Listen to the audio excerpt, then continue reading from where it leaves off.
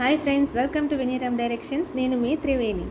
ఇవాళ మన ఛానల్లో సూపర్గా ఒక నూడిల్స్ ట్రై చేశాను. సూపర్ టేస్టీగా వచ్చినాయి. మీరు కూడా ట్రై చేయండి. రెసిపీ స్కిప్ చేయకుండా ఫుల్గా చూడండి. చాలా ఈజీగా చేసుకోవచ్చు. ఇవి బటర్ ప్రాన్ నూడిల్స్. ఆల్రెడీ మన ఛానల్లో ఇంకా 2 వెరైటీస్ నూడిల్స్ ఉన్నాయి రెసిపీస్. కావాలంటే డిస్క్రిప్షన్ లింక్ ఇస్తాను, చెక్ చేయండి ఒకసారి. నూడిల్స్ నేను కొంచెం సాల్ట్ వేసుకొని బాయిల్ చేసుకొని పక్కన పెట్టుకున్నాను. దాంతోపాటు కొంచెం ఉల్లిపాయలు, కొంచెం కొత్తిమీర, కొంచెం పచ్చిమిరపకాయలు, కొంచెం ప్రాన్స్. మెయిన్ ఇంగ్రీడియంట్ అదే కదా. సో కడాయి పెట్టుకొని ఒక 2 స్పూన్లు బటర్ వేసుకోవాలి. ఫస్ట్ బటర్తో పాటు 2 స్పూన్లు ఆయిల్ కూడా వేసుకోవాలి. బటర్ కడిగిపోయిన తర్వాత ఆయిల్ వేడైన తర్వాత మనం కట్ చేసి పెట్టుకున్నాం కదా ఉల్లిపాయలు, పచ్చిమిరపకాయలు, ఇవి కూడా వేసుకొని ఫ్రై చేసుకోవాలన్నమాట. ఉల్లిపాయలు బాగా ఫ్రై అవ్వాల్సిన అవసరం లేదు, కొంచెం ట్రాన్స్పరెంట్గా వస్తే సరిపోతుంది. సో అప్పటి వరకు మనం ఫ్రై చేసుకోవాలి. బటర్ కరిగిపోయింది కదా, ఇప్పుడు కట్ చేసి పెట్టుకున్న ఉల్లిపాయలు, పచ్చిమిరపకాయలు వేసుకొని ఫ్రై చేసుకుందాం. చాలామంది వీడియో చూస్తున్నారు కానీ కామెంట్స్ చేయట్లేదు, లైక్ చేయట్లేదు, సబ్స్క్రైబ్ చేయట్లేదు. ప్లీజ్ సబ్స్క్రైబ్ చేసి సపోర్ట్ చేయండి ఫ్రెండ్స్. మీరు ఇచ్చే లైక్సే మాకు పెద్ద బూస్ట్ అనమాట. సో లైక్ చేయడం మాత్రం మర్చిపోకండి. మీకు రెసిపీ నచ్చితే మీ ఫ్రెండ్స్కి కూడా షేర్ చేసి సపోర్ట్ చేయమని చెప్పండి. మన ఛానల్లో ఇంకా మంచి మంచి వీడియోస్ ఉన్నాయి, ఇంకా మంచి మంచి వీడియోస్ వస్తాయి.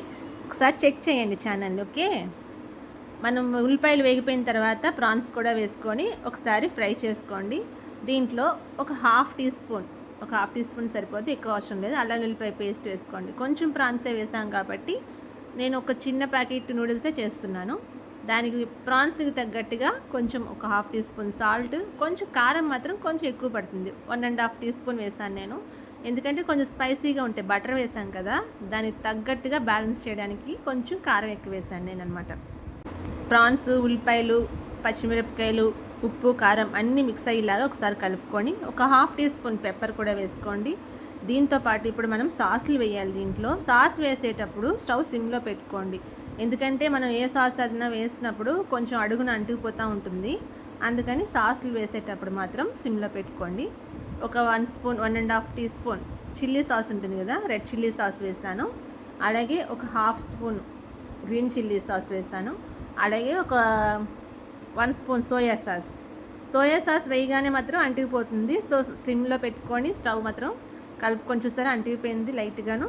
సో వెంటనే కలుపుకోండి. లైట్గా స్ప్రింకిల్ చేసుకుంటే వాటర్ స్ప్రింకిల్ చేసుకోవచ్చు, లేదంటే ప్రాబ్లం లేదు. వెంటనే కలిపేసుకుంటే, కలుపుకున్న తర్వాత టమాటో కెచప్ ఉంటుంది కదా, ప్యూర్ టమాటో కెచప్ ఉంది. లేదు అనుకుంటే ఇంట్లో కూడా మనం టమాటోస్ ప్యూరీ చేసుకుంటాం కదా, అది కూడా వేసుకోవచ్చు. సో ఒక 3 స్పూన్ వరకు టమాటో కెచప్ వేసుకున్నాను నేను. అన్నీ మిక్స్ అయ్యేలాగా బాగా కలుపుకోండి ఒకసారి. ఇవేనండి మెయిన్ ఇంగ్రీడియంట్స్. దీంట్లో వేరే ఏమీ వేయట్లేదు. మనం కొత్తిమీర కట్ చేసుకున్నాం కదా, ఆ కొత్తిమీర కూడా వేసుకొని బాయిల్ చేసి పెట్టుకున్నాం కదా ఆల్రెడీ నూడిల్స్ బాయిల్ చేయడం అందరికీ తెలుసు కాబట్టి నేను అది చూపించలేదు. అవి కూడా వేసుకొని అన్నీ మిక్స్ అయ్యేలాగా బాగా కలుపుకోండి. కలుపుకున్న తర్వాత ఒక 2 నిమిషాలు మూత పెడితే, మనం వేసాం కదా స్పైసెస్, సాస్లు అవన్నీ కూడా அந்த ఫ్లేవర్ అంతా కూడా నూడిల్స్కి పట్టాలన్నమాట. అప్పుడే మంచి టేస్ట్ వస్తుంది. మనం మూత తీయగానే మంచి స్మెల్ కూడా వస్తుంది. దాంట్లోనే తెలిసిపోద్ది మనకి కరెక్ట్గా వచ్చిందా నూడిల్స్ లేదా అనేది. అవునా కదా. రెసిపీ మా పిల్లలకైతే బాగా నచ్చింది, నాకు కూడా చాలా బాగా నచ్చింది. కొద్దిగా స్పైసీ నూడిల్స్ అనమాట ఇవి.